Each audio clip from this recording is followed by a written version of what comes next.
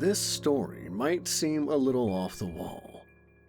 I don't usually share my writings with others, at least not with the wider public. My line of work usually demands some secrecy. Well, a lot of secrecy, to be honest. Sometimes it's better when the truth is hidden away from the masses. Nobody wants mass hysteria. The virus is already driving people nuts, so please, take what I say here as you will, but don't start thinking it's the end of the world. No matter what you listen to here, know that as far as I know, and I've got a reliable source, the apocalypse isn't coming, or ever will. So, here goes nothing. I am a demon hunter. Yeah, an actual demon hunter. Yes, demons exist. Not in the sense that they're evil spirits or fallen angels. No, but these too exist, apparently. Demons are something else. Something older. I'll be frank here. I don't know how to describe them best. I guess you can look up the definition of a jinn in Islamic lore and switch creatures of fire and smoke with parasitic worm-like things that love infesting human flesh and turning them into murderous and sexually violent time bombs. They came before us. Long before us. They have their own world. Or rather, a plane of existence. Hunting them is quite easy if you know what to look for. And trust me, they stick out like sore thumbs. Something between a human and a squid-shaped abomination.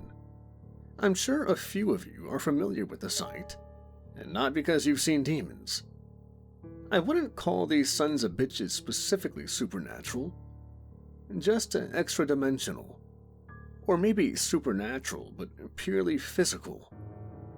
They can't do anything one would call magic in the fantastical sense. They just infest a host and enhance their natural abilities and attributes. Oh, and create non-malignant tumors that look like appendages, tentacles, weapons, and phallic objects for obvious reasons. I'd probably avoid sharing too many details, but I've seen buildings filled with demon-infested orgies. It ain't as pleasant as it sounds. Especially the smell. It smells a lot like sulfur. Which is ironic, given the fact that these things are lethally allergic to it. And to the point that they will begin to melt and disintegrate if you inject them with sulfur. Simple as that. Nothing else, by the way, bothers them. Well, nothing available to individuals. I haven't tried nukes yet, so I don't know about that. Any injury that doesn't involve sulfuric ingestion is usually healed in moments. These things are hard to kill. Good thing my family's been in this business for generations. I've been doing this thing for the better part of 2 decades now. It pays off rather well, especially since the church employs my kind of people. They pay good money to get rid of the servants of the devil. The saddest part is that victims never get saved. Once you're infested, you either live with it until the pest decides you're useless and crawls away and you die, or the host gets killed by someone like me. Pulling the creature out won't help you. They usually entangle themselves around vital organs to avoid extraction. I've tried. I ended up removing a poor guy's whole digestive tract along out with the worm early in my career. I couldn't sleep for days after that. The image of the kid screaming and his limbs flailing about as I yanked more and more of his guts out along with the demon wouldn't leave my head. I'd never seen this much blood before. Hell, I remember I kept washing my hands over and over as if the bile from this kid's stomach was still smeared all over me. This isn't an easy job, as much as I like it. Yeah, I save humanity, so to speak. But I don't save individuals. By the time I get the job, everyone in sight is already infected. That sort of comes with a lot of mental baggage. I digress. I came here to discuss a specific incident. One that didn't have much to do with demons. It started off as a usual case. I was given a location to reach and promised a sum of money if I had returned successfully from my hunt. That's how I work. What am I going to do with the money if I'm dead? Better have it when I'm back from a successful hunt and in need of some cold booze. So, I was given the coordinates of a remote farm in the middle of the big western wilderness and headed out straight. I work alone. It's best that way. Nobody to blame but myself in the case of somebody dying. As I've mentioned, I've enough guilt on my hands already. 5 hours later, I was at my destination. I'd parked the car mere yards away from the barn. Then I grabbed my rifle along with a few knives and headed out on foot. As I walked along the path leading towards the barn, I noticed something peculiar. There's a smoking hole in the middle of the roof. It's not something a demon would do. They don't fly, mind you, so it's really pointless to have holes in the ceiling for them. As I'm caught up in thoughts staring at this abnormal phenomenon, a bright explosion of light emanates from inside the barn. So bright, in fact, that it hurt my eyes, and I was a noticeable distance away. My instincts kicked in as the light started dying out, going from pure white to a dull gray. I ran into the barn. I went into the door and froze. Not because I wanted to, but because the smell of burning meat was far too strong to handle, along with a thin layer of smoke which was covering everything in the barn, clouding my vision. In the barn stood two figures, a man and a woman. She was clearly infested, judging by the worm twitching and hissing from between her legs.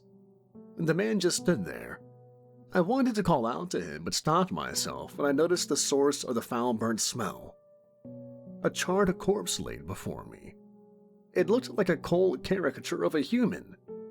The smoke dissipated completely, and that's when I noticed them all. About a dozen or so of charred corpses thrown around the barn in various awkward angles. I cocked my gun and aimed it at the infected woman before screaming at the man to get the hell out. My voice cracked, and I sounded like an ailing horse. My heart was beating like crazy. Something was wrong in that barn. Something was worse than it should have been. The man in turn just smiled at me before saying, "It's been a while since I've met one of you." I was going to scream at him to scramble again, but what he did next perplexed me. No, it scared the living hell out of me. You see, the man made a finger gun with his hand, pointed it at the infested woman, and a bright spark appeared in his eyes for a millisecond, and he made a mock shooting movement with his finger gun. Brains flew out the back of the woman's head. Her body crumpled to the ground, and her insides caught fire, I think. The worm between her legs caught fire for sure, and it let out the most ungodly sounds imaginable, reminiscent of screeching in the form of nails being dragged across a metal board turned up to 100. I told you this job wasn't for the faint of heart. I just stood there, growing increasingly more confused and afraid by the moment. It's been a while, the man let out as he lowered his hand. As the images of what transpired kept repeating over and over on high speed in my head, I could only bring myself to do one thing. I looked at the man, swallowed my saliva, and asked, "What the hell are you?"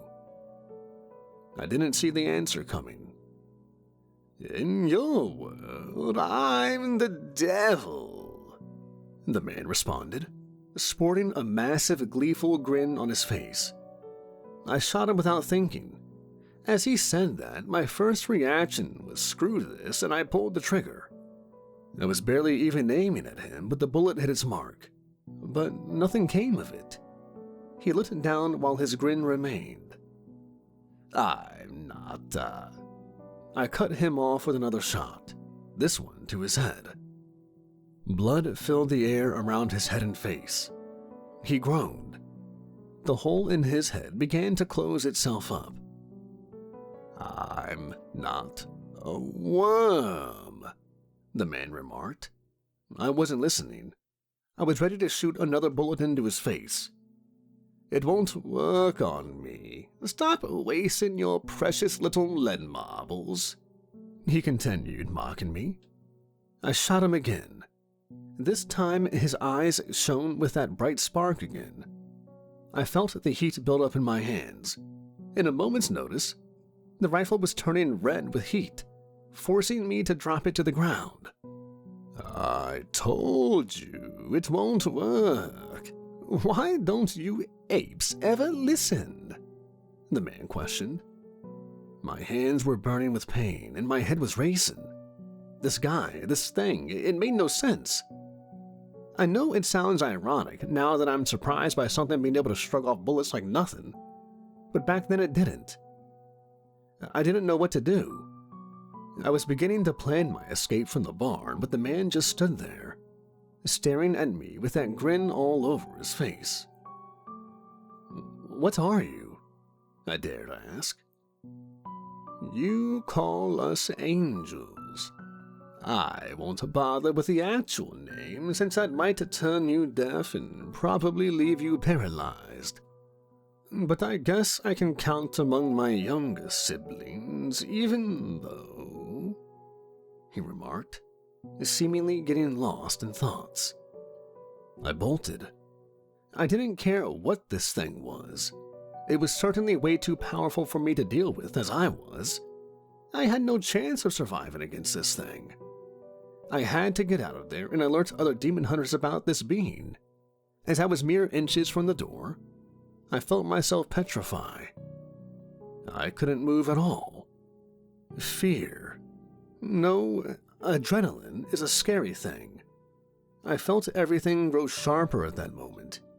Every sight, sound, and smell became more accurate, along with an ever-growing feeling of hopelessness. I tried screaming, but no sound came. Every muscle in my body was stone.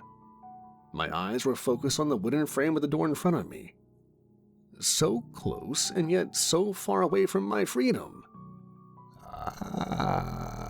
Consider this a penance for shooting me, monkey," I heard the man call out from behind me as a bright light emanated from behind the door, penetrating my vision through the edges. I felt my body leave the ground.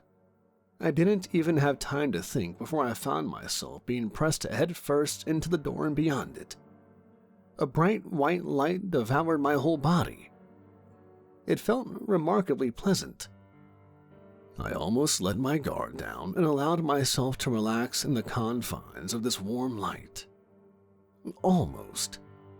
Before I could actually ease up, I felt myself crash into the dirt. My whole body hurt. Nothing too bad, but it was a noticeable fall. I grasped some dirt within my hand and tried to get up back to my feet. The first thing I noticed was the awful smell of chlorine. It was like sniffing acid on purpose. My nostrils felt like they were being shoved into Satan's armpit. I rolled to my back and then again onto my stomach, writhing in discomfort from the ungodly smell. The hellish smell accompanied an equally disturbing view.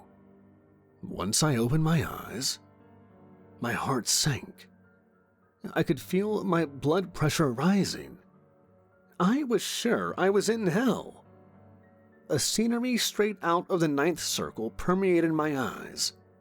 Clouds of green smog hovered above me, and as I looked around, I noticed that the grass had turned black and the leaves on trees became yellow. A bird came down, crashing right beside me. It was dead. Blood spilling out of its beak, its feathers covered in patches of the crimson liquid. My heartbeat was reaching a catastrophic speed, and my breathing became shallow. I couldn't tear my eyes away from that bird. I was frozen, mesmerized. "Welcome to the great meat grinder," a booming voice sparked from behind me. startling me out of my wits. I turned my back to him and saw him, the man from before. What a sight it was!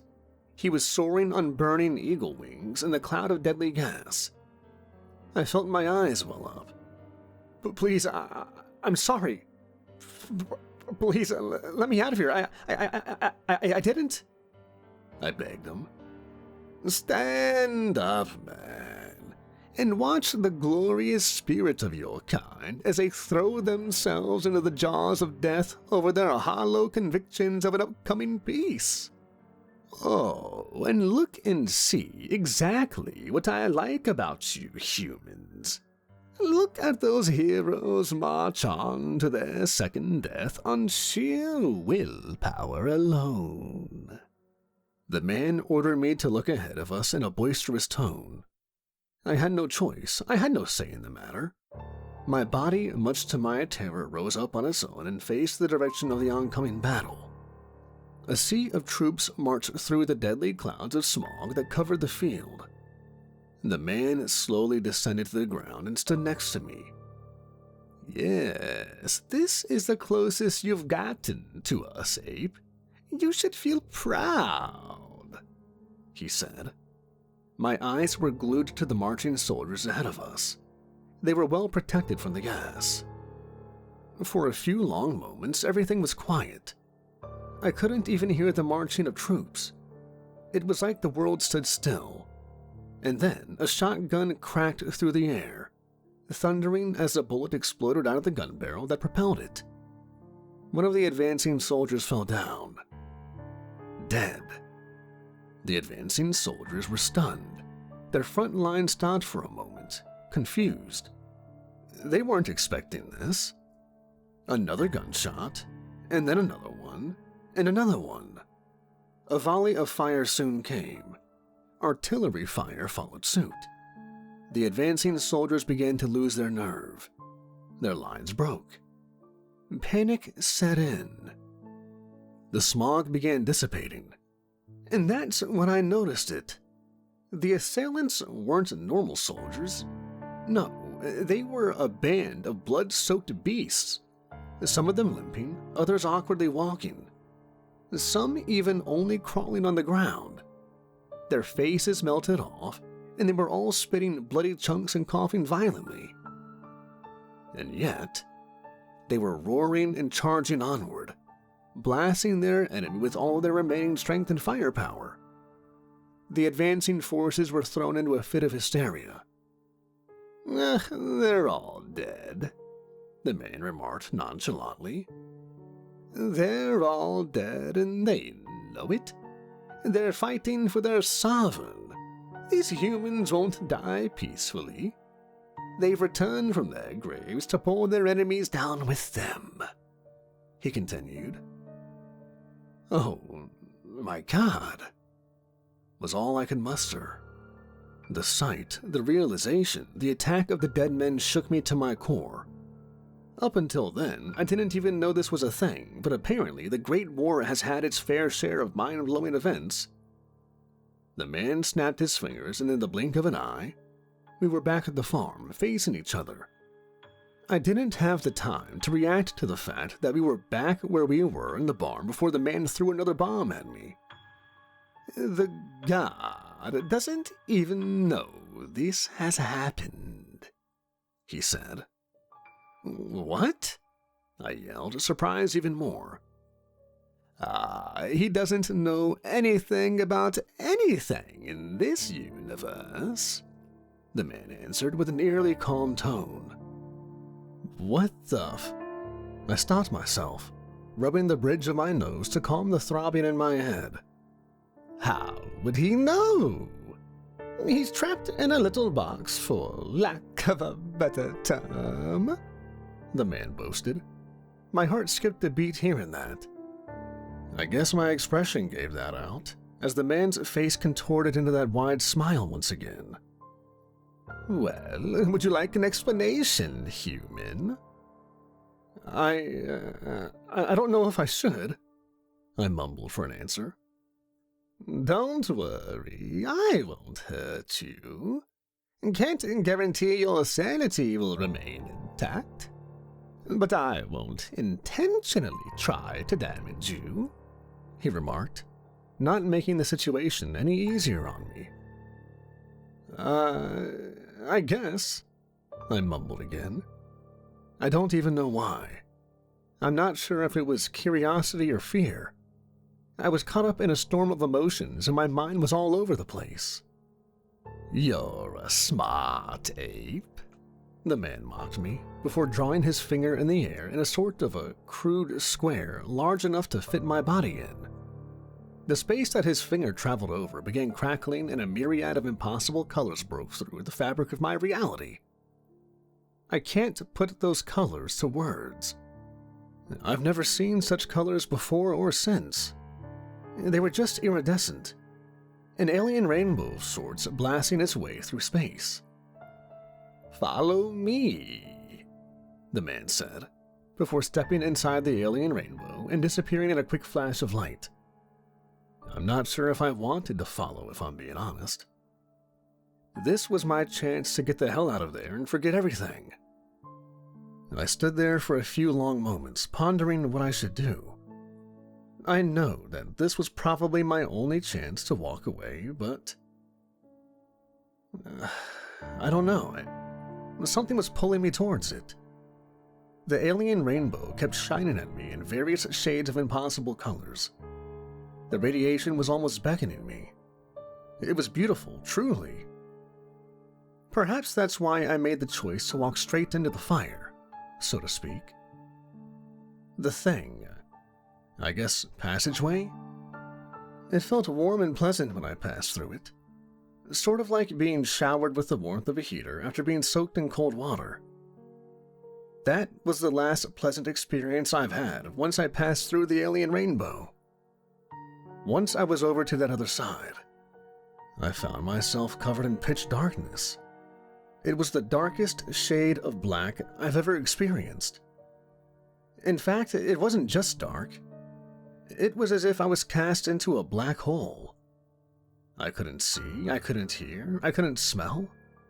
I couldn't feel anything besides my own body. I immediately started feeling my skin crawl with fear. My instinctive reaction was to try to probe my way around the space. After about a moment of probing nothing but empty space, I felt my hands touch something solid. I traced my hands along its perimeter, and the solid thing just kept on going. I assumed those were walls. So I started going forward, cautiously, carefully. I had no idea what was beneath my feet. I could feel a solid surface, but I had no way of telling whether there were any cavities or holes on that surface. I kept on walking like this until I felt something warm fall on my head. I looked up and couldn't see anything. Then the same substance fell on me again, this time on my face. I wiped it off of me, and the thing began to smell foul, like a terrible breath of a dog. The smell disgusted me, and I did my best to wipe the substance from myself. With little thought, I started picking up my pace. I thought the thing was just some leakage or something, but boy, how wrong I was. After a few moments of walking in the dark, still trying to find my way around this maze of Egyptian darkness, I heard something that threatened to burst my eardrums. An inhuman shrill that sounded like 100 people shrieking all at once from the distance. Not only it startled the living hell out of me and sent me back into panic mode, but the sheer force of the cry felt as if I was being stabbed in my ears. The sound was so terrible I clutched at the sides of my head and dropped to my knees. While on my knees, begging for the pain to end, something flew right at me. I felt a massive shift of weight on my back. Something heavy landed on top of me and was pressing me against the floor. I could feel claws pressing into my shoulders. I heard that damned shrill once again, albeit weaker, right in my ears. Something wet hit the top of my head.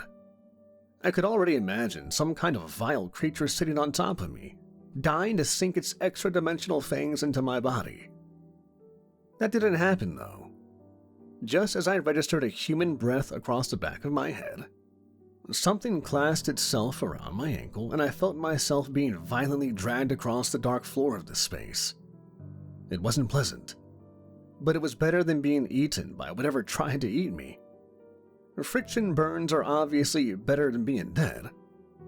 Though, I guess being dead now would be better than suffering the intense pain I suffered on an almost daily basis. I brought it upon myself. But I'm getting ahead of myself here. Anyway, I was dragged along the floor for a few moments before I heard the man's voice again. Good thing I noticed you weren't following in time. This thing would have made you into meshed meat in no time. And by me, they love terrestrial food. I rolled onto my back and groaned at him. What on earth was that? Some things just escape the light, you know. That's one of those things, and they prefer to remain hidden in the shadows. That's best for everyone. If I had to describe it to you in terms you could comprehend, it's like a monster lizard thing that lives on whatever pops into its otherwise devoid of life layer, the man said, offering me his hand. I took it and he pulled me up onto my feet. Are you saying we're traveling through this creature's lair now? Why would we? I asked, being cut off by his amused chuckling.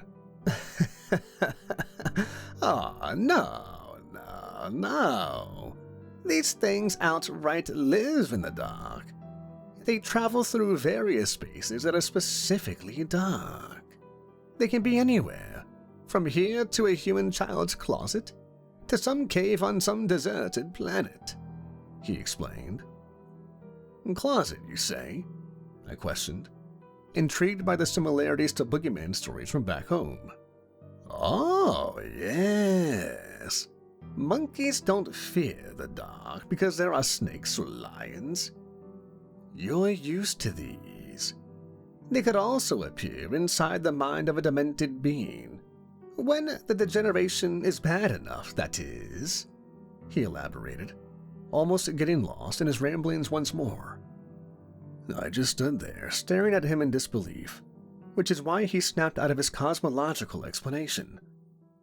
Ah, don't be so surprised, child. There are many things you don't know, nor will you ever. Gee, thanks. He chuckled and gestured me to follow him as he kept on marching through the dark and seemingly never-ending corridor. I followed quietly behind him until we reached another sort of portal made up of very impossibly diverse lights. I felt something push me into the unbearably luminescent portal, followed by the accompanying phrase, "Welcome to the garden, champ." Blinding light washed over me, and deafening scraping sound flooded my ears. I could hear myself screaming as I felt my body come into contact with some sort of soil. The light and noise slowly came to be replaced by calming silence and a warm white light washing from above me. I opened my eyes to the most beautiful scenery I've ever had the pleasure of seeing. I found myself at the edge of a massive pool of vegetation that looked like a grass field mixed with a megaforest, mixed with a savanna coupled with some of the most beautiful hills I've ever seen. Everything was green, and yet not so. It's a concept I can't really put to words. Looking up, I saw a massive tree towering above all else in my field of vision. It was almost covering the whole skyline above me. Behind it stood the source of all light in the field, and I stared right at it. That was my biggest mistake. Before me stood a humanoid thing, taller than it had any right to be, entirely composed of light. A warm and welcoming sort of light. At least, at first it was warm and welcoming. The longer I stared, the less hospitable the light had become. Soon I found my insides catching fire. My bones were beginning to burn, but I couldn't look away. I couldn't do anything for that matter. I was locked eyes first on that thing that stood before me. I could only attempt its ever-shifting number of wings and occasionally shift my gaze towards a massive sword-like thing that the giant had underneath its clasped palms. I could feel my muscles and tendons literally falling off of my bones, but I couldn't do anything about it. The man who had led me into the garden decided to kick me straight in the ribs, jolting me out of my trance. I gasped for air. He must have not calculated the force behind his blow because he immediately proceeded to apologize.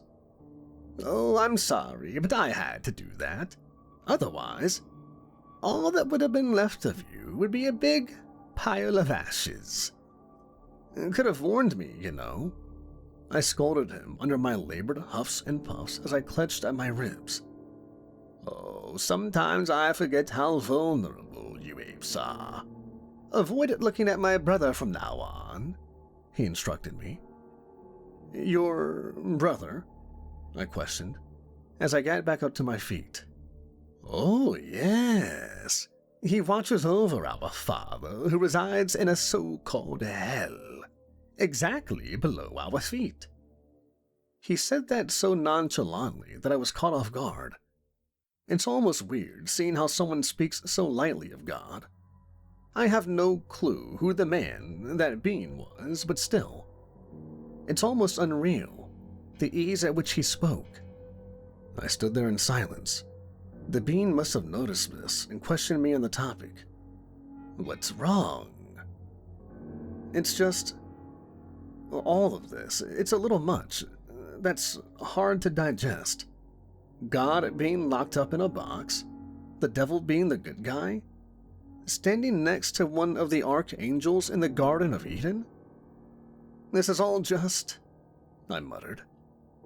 "Ah, you're doing fine, kiddo. It wasn't easy for me either at the start." "Doesn't seem to be the case anymore," I questioned uncomfortably, mostly because my bones were still somewhat on fire. "Oh, it took me eons to get over what I had to do. I was his most loved creation, after all, the most loyal.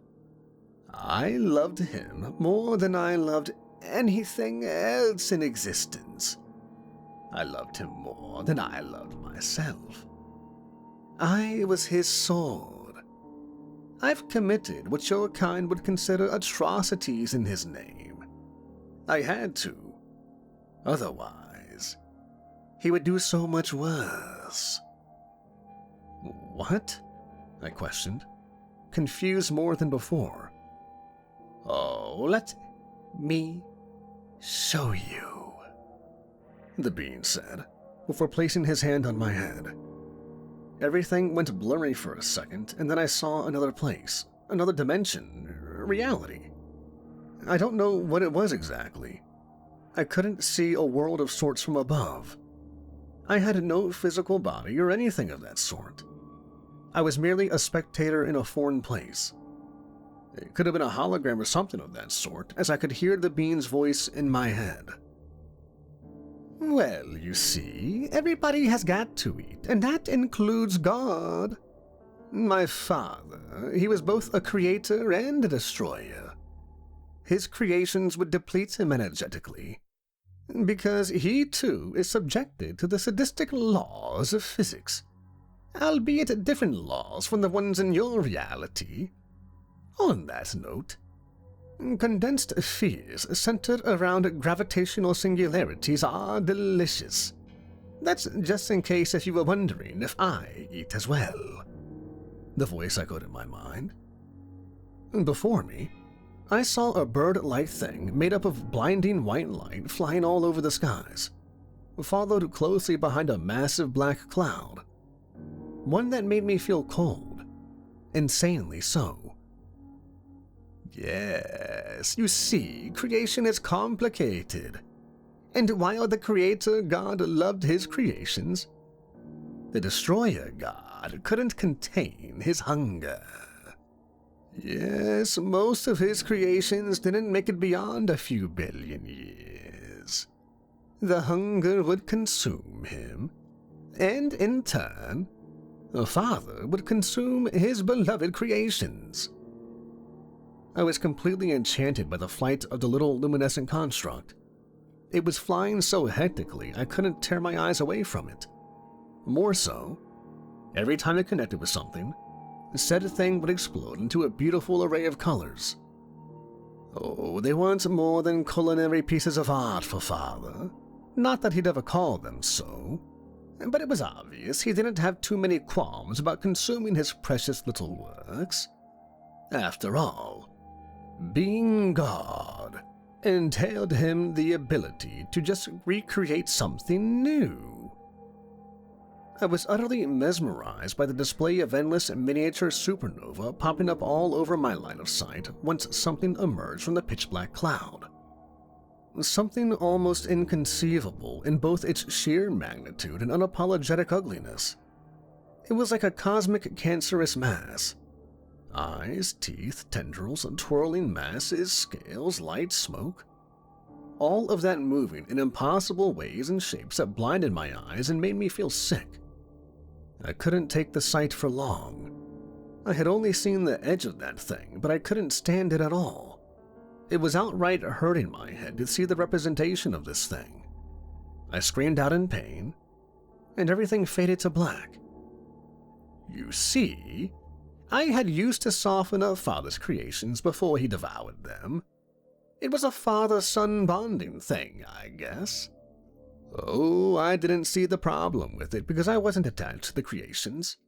But then this one came about, and I couldn't stand to see it relegated to being just another meal.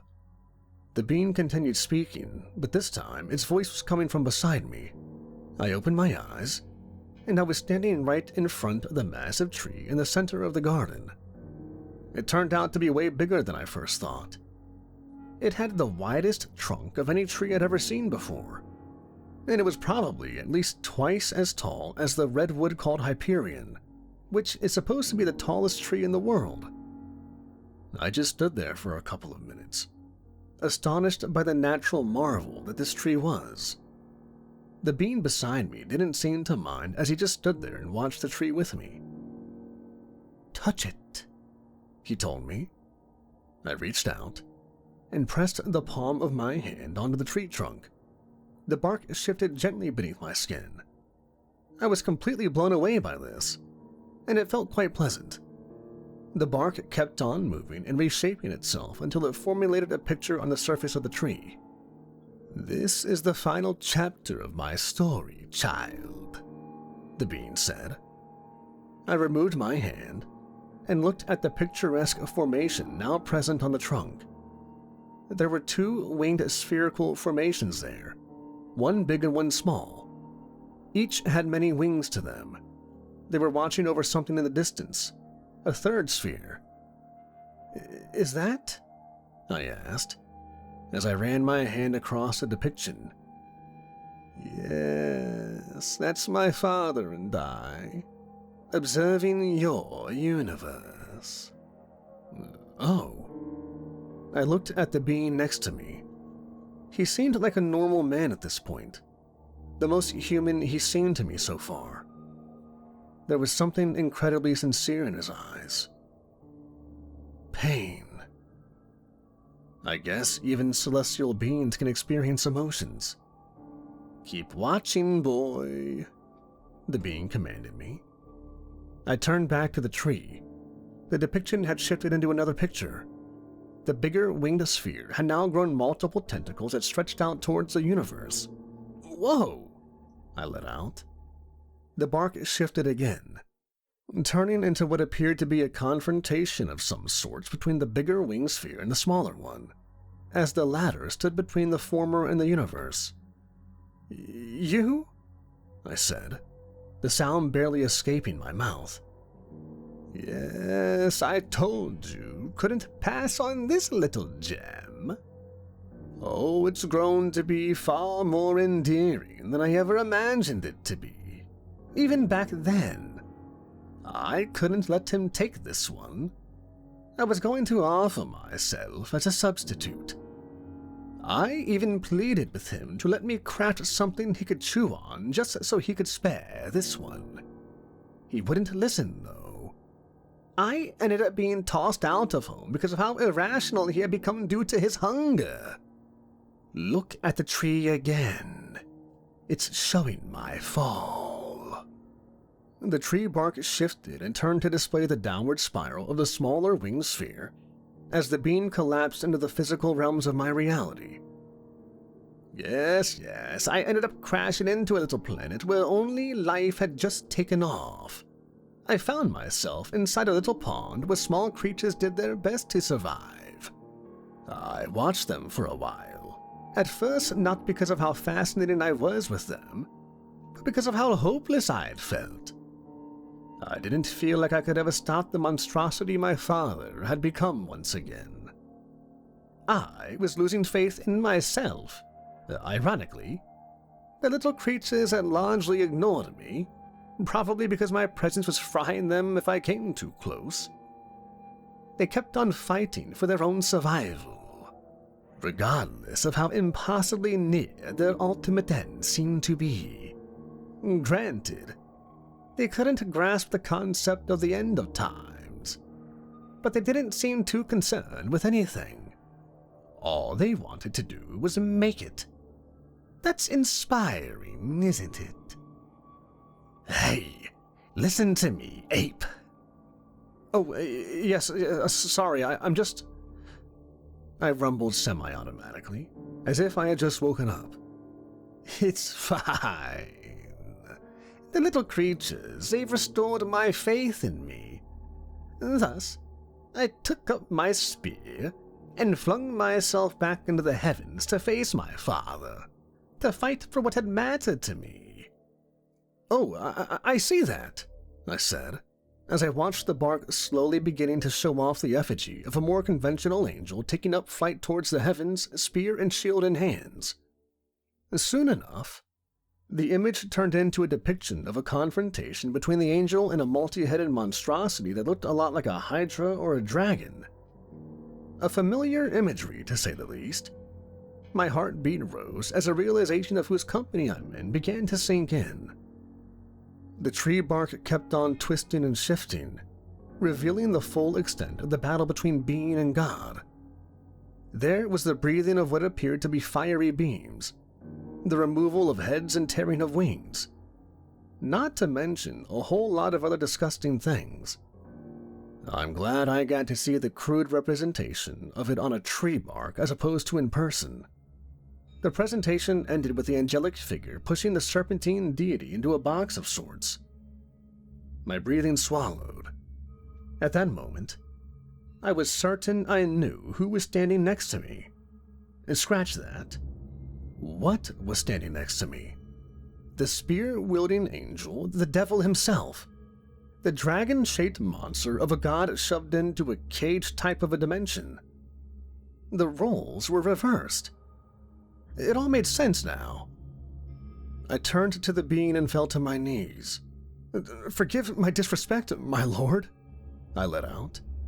The being, in turn, burst into a maddened laughter. "Oh, I thought you're better than this.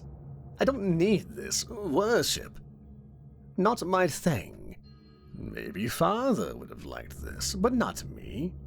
Too sticky. I'm sorry," was all I could push through my lips. "Oh, get up, ape." The being forced my body back onto my feet. "Enough of this silliness. Let's get you back home." He snapped his fingers and everything around us started shattering like glass, with pieces falling off one by one. As I stared in amazement, the various elements of the garden were being slowly replaced by bits and pieces of the destroyed barn where we had been before. My amazement was cut short by the smell of sulfur and burning corpses filling my nostrils, forcing me to cough up a little. "Well, what you think?" the being questioned me. I don't know. I honestly have no idea what to think. A little too much, a little too soon. I wasn't quite sure how to respond to the whole ordeal yet. I tried saying something, but I just stumbled over my own words. And the angel just asked me, "Well, how do you feel about living in a universe without God, human?" I had the answer to that, but I didn't have time to respond. Just as I was about to let him know, he yelled at me to close my eyes. I didn't even get the time to react and he screamed once more, this time inhumanly loud for me to close my eyes. I did. A flash of pure white light exploded in front of me, one that had the shape of an angel with many hundreds of wings along with the spear and the shield. I could see this through my closed eyelids. The smell of sulfur was unbearably close. The roar of a thunderclap cracked behind me, followed by the ear-tormenting screeching of a worm. These things can be sometimes craftier than I give them credit for. I guess both of us had missed this bastard hiding somewhere. The light slowly died down, and once it was gone, I dared open my eyes. A rod made up of light was hanging over my shoulder. I turned around to see an infested one violently shaking and screeching a couple of inches behind me. Its body fell apart at the seams, the skin slid off, followed by collapsing chunks of flesh and organs. All that remained standing was a skeleton coated in gold, along with a golden worm attached to it. The light rod disintegrated into nothingness soon after. There was no blood, no stench or anything like that. The screeching of the worm echoed in my ears for a few moments until after it was dead. What a way to go, though. The angel was gone. Shame. Bloody shame. I didn't get to give him my answer. It all happened a while ago now. I won't be able to forget that day, though, simply because half the time I try to sleep, I can see an image of the angel in the garden and my bones feel like they're about to melt inside my body. I'm in a lot of pain most of the time.